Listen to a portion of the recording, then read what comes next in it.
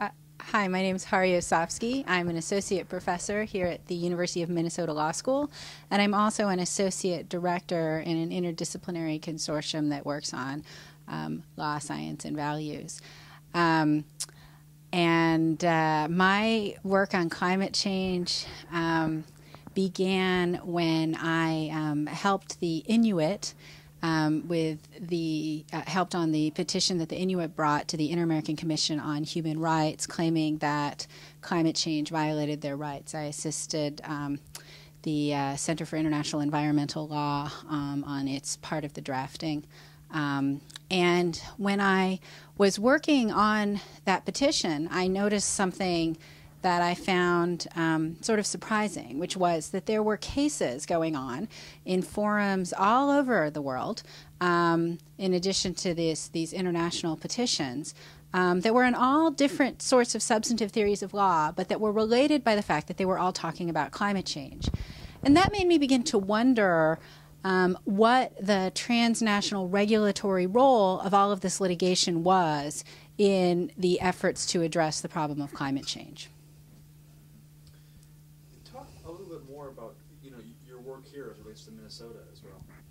So I'm the newest member of the faculty here. I arrived here over the summer, and I am just beginning to get involved here. This course I'm going to be teaching this spring. I'm going to be teaching a course on renewable energy, in which we're in the process of developing some local based projects for the students to work on as part of the course. I try as much as possible to teach quasi-clinical courses, by which I mean that students are engaged in doing real work out in the community, or that's relevant to the community as part of the seminar.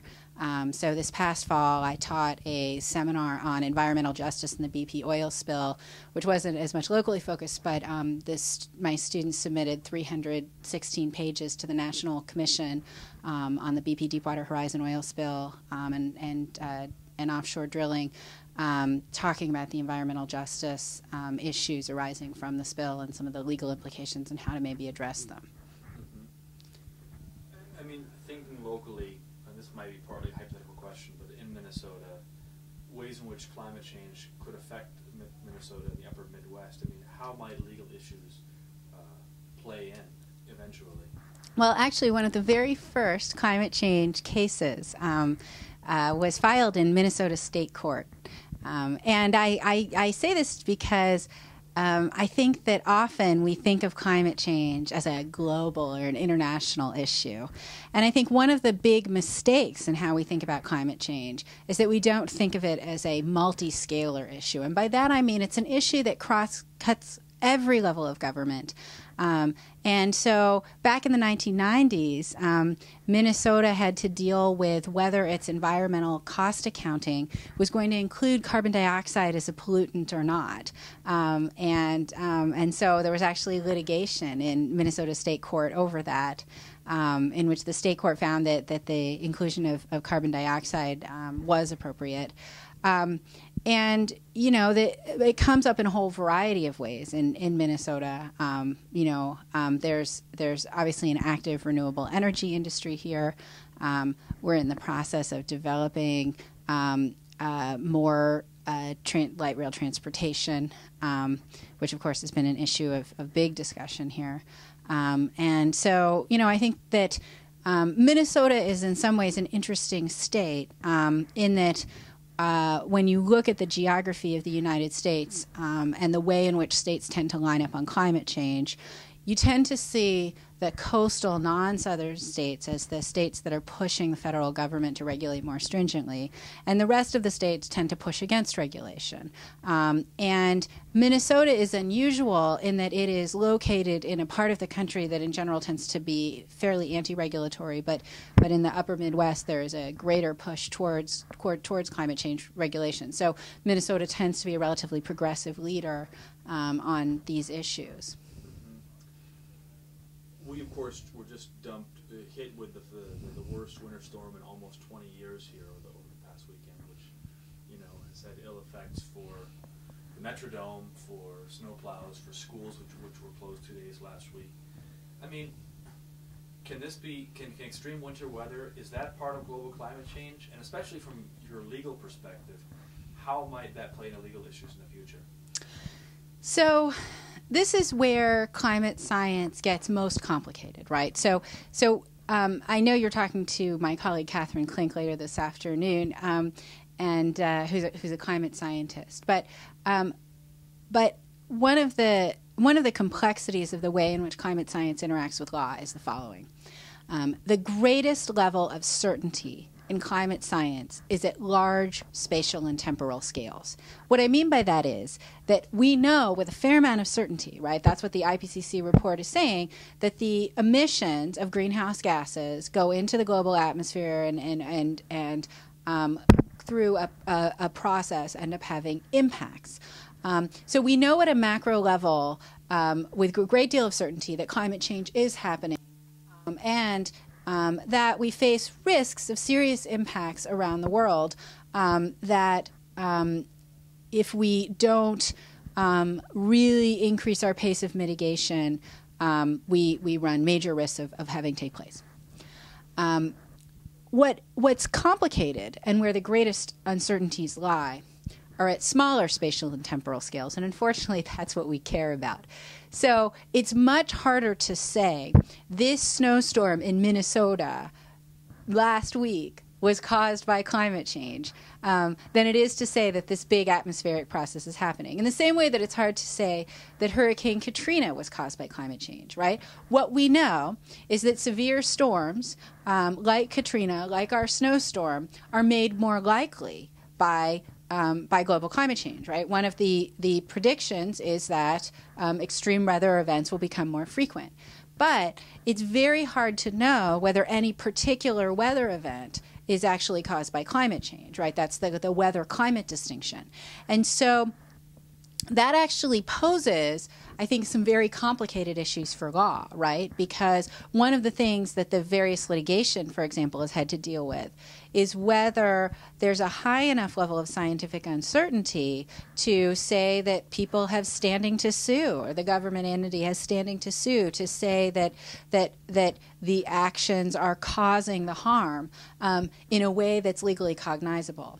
Now, in the United States, our Supreme Court in Massachusetts v. EPA found that in fact there were specific enough injuries alleged by Massachusetts, which had a special sort of sovereign duty to protect its territory and citizens, that was enough to say that Massachusetts had standing to sue, which meant that it was showing that it had enough of an individual interest to sue in the case. One of the real question marks right now is what's going to happen with the pending climate change nuisance cases. The Supreme Court just granted certiorari in one of the pending climate change nuisance cases. For anyone unfamiliar with the doctrine of nuisance, and in particular these cases involve public nuisance, it's about creating an unreasonable risk of harm to the public and to rights of the public. And so what these cases are alleging essentially are that major corporate emitters are, through being such major greenhouse gas emitters, actually causing a public nuisance because of the harms that climate change is causing. So the Supreme Court is about to hear this case that has come out of the Second Circuit, Connecticut versus AEP, which is a case that involves power plants. There also is a case that is in the most intriguing procedural posture I think I've seen in my legal career, which is that there is a petition for a writ of mandamus to the Supreme Court right now on one of these climate change nuisance cases, because what's happened in these cases is that the lower court, the district court, has found that these cases pose a political question problem. In other words, that they make an initial policy determination that the political branches should be dealing with. Then on appeal, both the Second Circuit and the Fifth Circuit found that they in fact did not cause these problems and that these cases could be heard. the Second Circuit declined to hear it en banc, which means as a whole court, and so it then went on to appeal to the Supreme Court, and it's going to be heard at the Supreme Court. The Fifth Circuit, however, decided it would hear it en banc, and then it ran into a little problem, which is that so many of the Fifth Circuit judges had ties to the oil industry and had to recuse themselves that the Fifth Circuit lost its quorum to hear the case en banc. Now, you would think, normally, that if you weren't going to hear the case, that then the highest level opinion would stand. But instead, what the Fifth Circuit found is that in the decision to take it en banc, it had vacated the Fifth Circuit opinion, and that since it couldn't hear it, the district court opinion was going to be reinstated. And so the petitioners have actually asked the Supreme Court now to hear on a writ of mandamus, which is an extraordinary writ, essentially to tell the Fifth Circuit that they can't leave it that way, that they have to do something in this case. That is fascinating. I'm going to throw a hypothetical at you. I mean, let's say that Minnesotans who were, inconvenienced or harmed or claimed they were harmed by the winter snowstorm here that just happened, perhaps they were hurt in accidents, perhaps they were property damaged because of the snow, I don't know, perhaps because they couldn't find daycare for their children, or let's say it was a class action suit with many people. What would they have? First of all, who would they sue, and what would they have to prove? Okay, so the first question around climate change, right, litigation, is what type of suit you want to bring. So one type of suit, and the most common type of suit, is what I would call a regulatory action. That's where individuals, organizations, governments petition to have the government regulate climate change more stringently than they are right now. That wouldn't involve redress for the past harms, but it would help to get regulation on major emitters, which hopefully in the future would minimize the risk of harms. So that's one type of suit they could bring. Those are by far the most common suits. And in fact, the most common suits of all are these smaller scale regulatory actions involving, for example, new coal power plants. So almost every time a new coal power plant is proposed, there are people who sort of intervene in the regulatory process claiming that its climate change impacts need to be taken into account in the environmental review process. So that's one option. The more difficult option, I think, is this kind of public nuisance option that I was just describing. These are a small fraction of the cases. In addition to the nuisance cases, there have been two other types of cases that have brought rights concerns: the Inuit petition, which I mentioned at the beginning of our conversation, and there also was a case brought in Nigeria under the Nigerian Constitution, incorporating regional Nigerian human rights law, mostly dealing with other environmental rights implications of Shell's gas flaring activities in Nigeria, but also mentioning climate change. So the nuisance cases, it's unclear right now whether they're going to be a viable avenue or not, right? It's going to depend on what the Supreme Court does. And really, it's going to hinge on what Justice Kennedy does. Frankly, I think it's fairly likely that whichever group of justices he sides with will prevail. And will determine whether it's a split 4-4. Justice Sotomayor has recused herself because she was on the Second Circuit panel that heard the case. But so if, let's say, in the scenario in which the Supreme Court allows these public nuisance cases to move forward, then Minnesota citizens, but probably most effectively the Minnesota government, could bring a public nuisance suit against major emitters. And, it could have its pick of major emitters. It could choose power companies. It could choose oil industry. It could choose car manufacturers. Different suits have chosen different groups of major corporate emitters, or it could choose all of them. But the complexity would be, of course, to make a strong enough linkage between these harms and climate change. And so a suit brought by Minnesotans on public nuisance grounds would basically have to show that the types of weather changes taking place in Minnesota are causing serious harms in Minnesota, and therefore creating a public nuisance. And and so that's the question. Now they did find in Massachusetts v. EPA that the harms to the coastline in Massachusetts were enough. So so it may well be that the regional climate science will be viewed as strong enough by a court to make that kind of claim, but that would be the causation claim that would have to be made.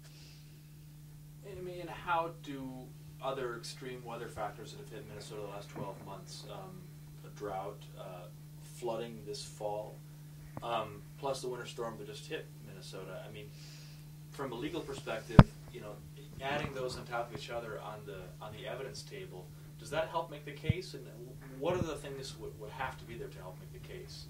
Well, again, this litigation is so new that it's unclear what has to be there to make the case. And one of the things that's particularly complicated is whether, in fact, the political question argument is going to sort of shut the door on this litigation before it gets going. Now, so here's the political question dilemma.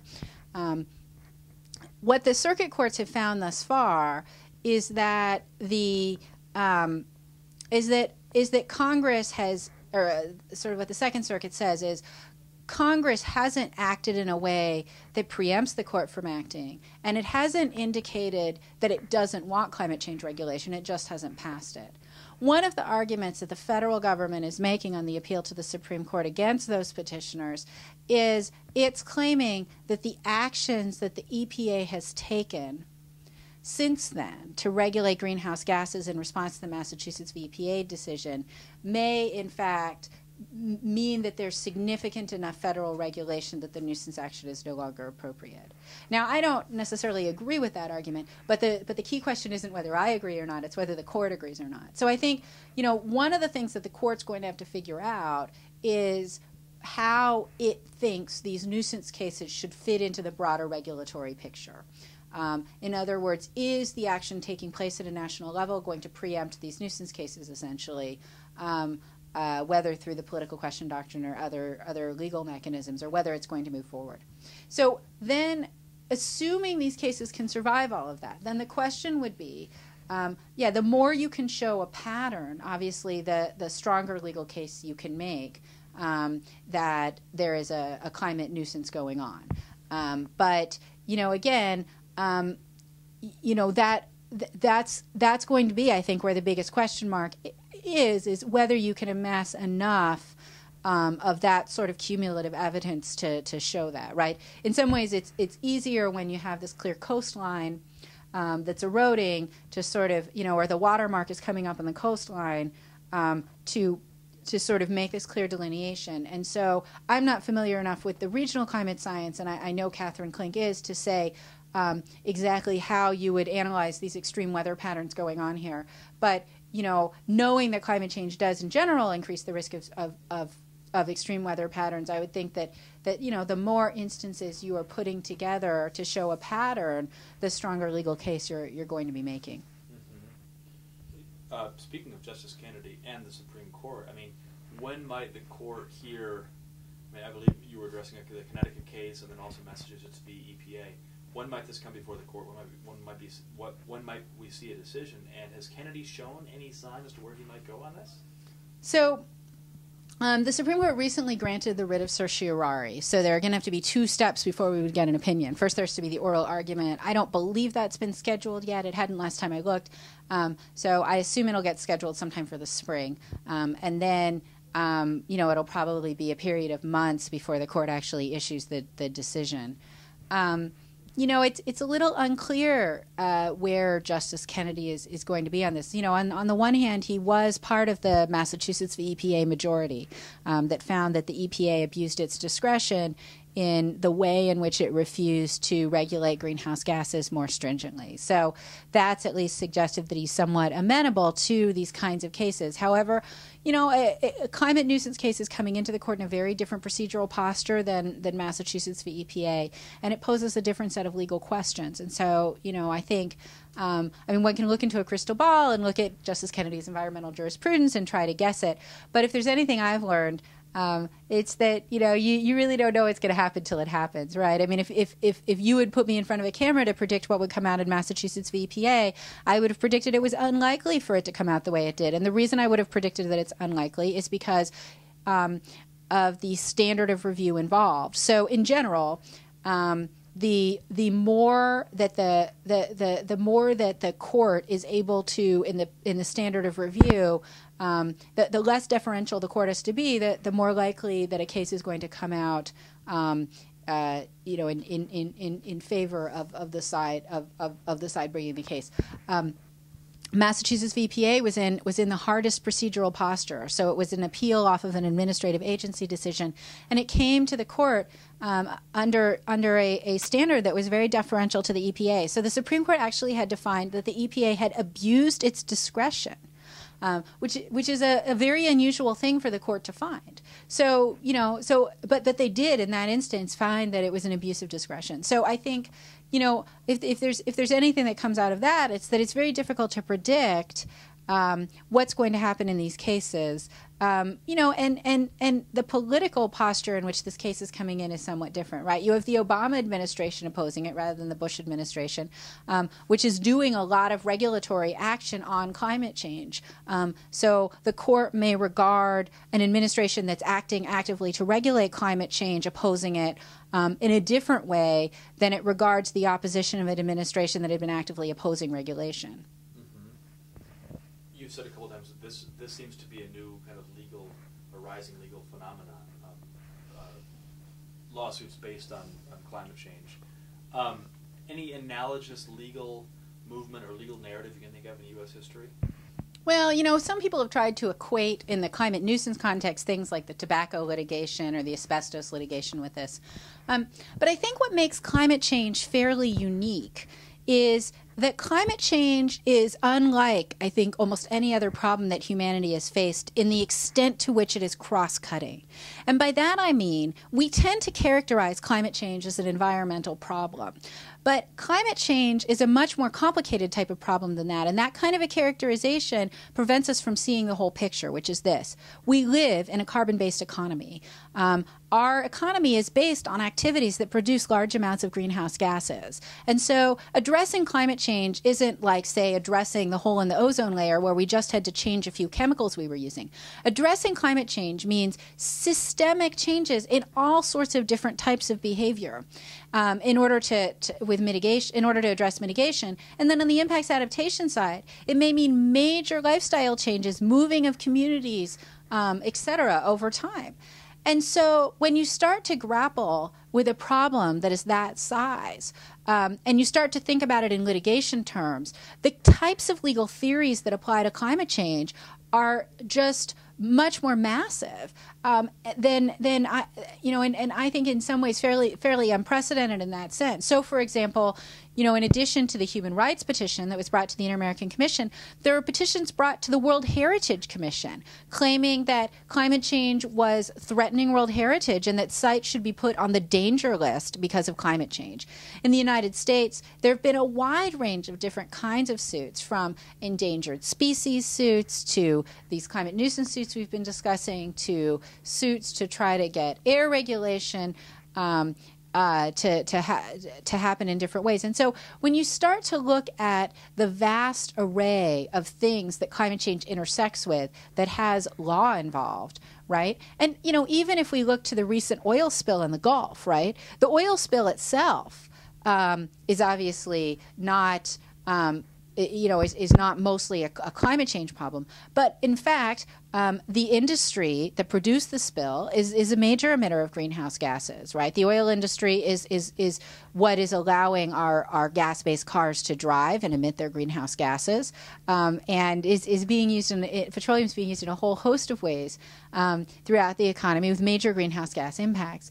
Moreover, when we look at the BP oil spill, one of the reactions of the environmental community tends to be, well, we should just stop drilling in deep water. And that's a complicated issue, because the reason that we're drilling in deep water is because we use a lot of oil, and right now we're heavily dependent on foreign oil. And the places abroad that produce that oil pose major security issues for the United States. And we're almost out of land-based oil, other than in Alaska, which poses its own set of issues. And so part of what's pushing us to do a type of drilling that's at the very limits of our technological capacities, as we've seen through the BP incident, is this need for oil, and this oil that's producing these greenhouse gases. But I think realistically, we're not about to change our oil dependency anytime soon. And so this pressure is going to continue. So one of the things that's very complicated is that climate change cuts across so many different areas of law and also is interconnected with other sorts of things that cut across other areas of law. And so there are very few sectors of our economy or anything we do that aren't connected to climate change in some way. The result that we've seen is that a lot of law firms have started to have climate change practices, because if they represent major corporate emitters, they need to be advising those clients. They need to be in defensive posture in this litigation. You see environmental organizations that haven't focused on climate change increasingly starting to look at it as a serious problem. Last question. In order for the society at large to recognize and combat global climate change, will it take a legal breakthrough, such as the legal victory against big tobacco? Or is it more, will it take a political breakthrough or a cultural breakthrough or a consumer breakthrough? I think it will take all of those things. I was sitting earlier today, I'm in the process of writing a casebook on climate change right now, and I was just finishing up the chapter on international law, right? And at the beginning of our conversation, before the tape was rolling, we were talking about the recent Cancun negotiations and the Copenhagen negotiations that preceded them. One of the things I think that's very clear is that if the scientists are right, and it appears highly likely that they are, we are not on a path right now that is going to reduce greenhouse gases fast enough. And we also are already on a path that we are going to have impacts in adaptation. We're already seeing impacts in adaptation, and we haven't seen the full extent of the impacts of the greenhouse gases that we're emitting right now. So this is a very serious problem, and it's a problem that we have not meaningfully gotten our heads around legally, politically, or culturally, or economically. One of the things I think that most scares me about the direction that this is all going is that you're seeing increasingly serious high-level scientific forums and now starting to be legal conversations about geoengineering. Geoengineering is where we shoot things into the atmosphere and ocean to try to reverse the process of global climate change. This is obviously a risky thing to do, and raises all sorts of very complicated legal issues, right? So, what happens if a country unilaterally tries to do things, or a company unilaterally tries to do things? And so there are a whole set of very difficult legal questions that are coming down the pike about whether it's appropriate for us to try to reverse climate change through human intervention, and dealing with the risks and potential benefits of doing so.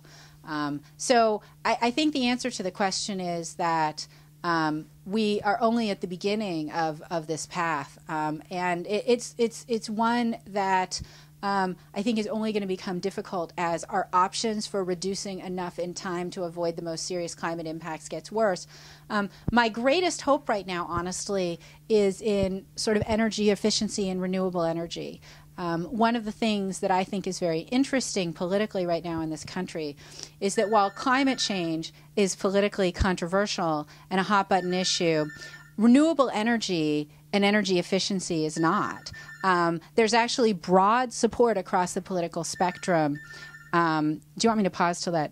That's fine. Just keep going. Okay. There's actually broad support across the political spectrum for the need to support energy efficiency and renewable energy. And so one of the things that to me is somewhat hopeful in that on the mitigation side is that maybe part of the solution is to sidestep the fights over climate change and to get people to focus on doing things that bring down their carbon footprint by engaging ways in which we can change the way in which we use energy in this country. I just thought of one last thing. I mean, Cancun, the COP16 Cancun summit just ended.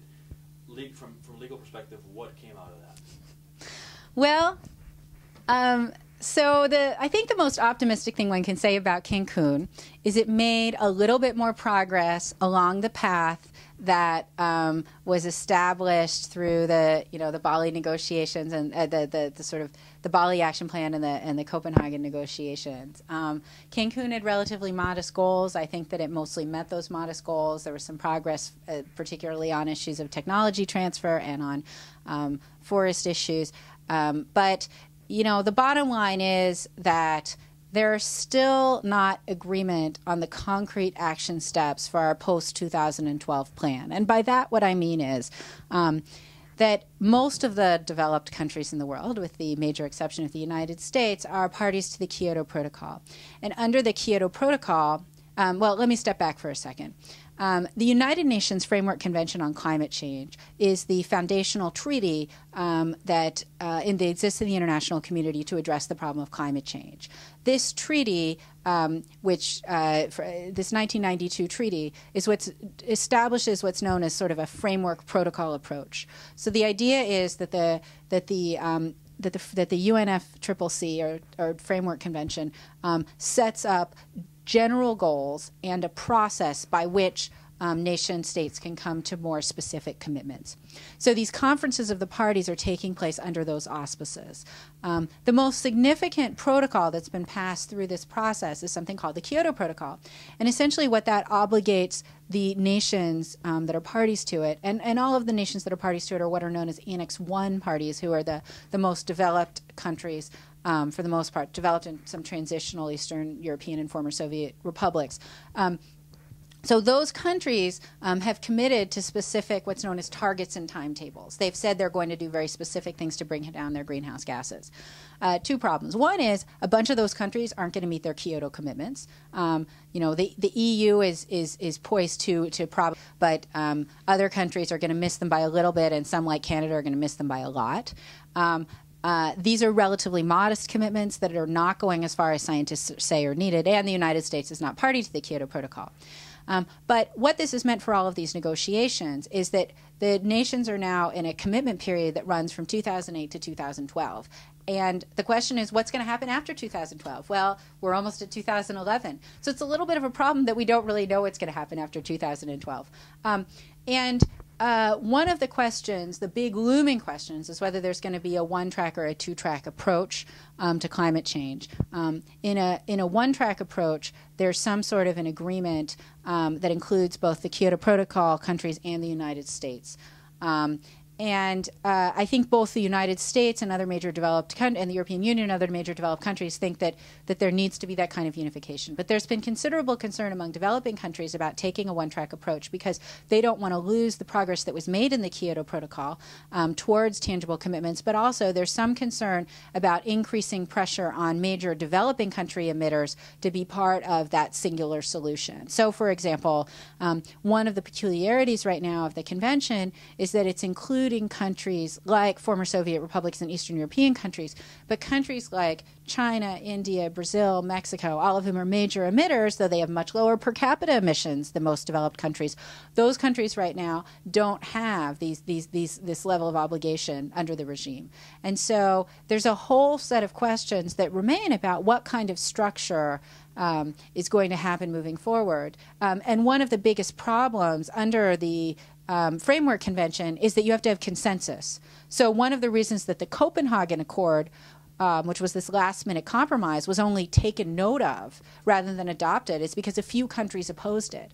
And so in order to make progress under this structure, you have to get all the countries to agree to something moving forward. And whether you can get anything that has major teeth that everyone agrees to is, I think, a serious question. And I think that's part of why you've seen this turn in recent years to parallel track alternative approaches to climate change. One of those parallel tracks, for example, has been in the Major Economies Forum, where that group of nations who represent the most significant emitters in the world have made pledges under that process. But another thing that's fascinating that's going on and not well integrated into the framework convention process is you see cities and states and provinces around the world creating transnational agreements. So you have cities from countries that can't agree going to these meetings and making agreements. At Copenhagen, the cities and states and provinces actually had much more success than the nation states in reaching agreement. But in a peculiarity of the way that we structure international law, only nation states count, right? They're the primary subjects in international law. They're the ones who go make treaties. And so the Copenhagen Accord came out without really interacting with these agreements that are made by these cities and states and provinces. Now, it may well be that the fact that these agreements are essentially non-binding is part of why they're so easy to come by. But there are real questions about what to do about these leader subnational governments and how they should be integrated into a broader international process. And so I think a lot of people, me included, are wondering whether we can make more effective progress by having a more multi-scalar, pluralist model of how we go about thinking about this problem of climate change, so that we continue along in the UNFCCC process, but that these complementary processes get better integrated into our overall approach to trying to deal with this problem.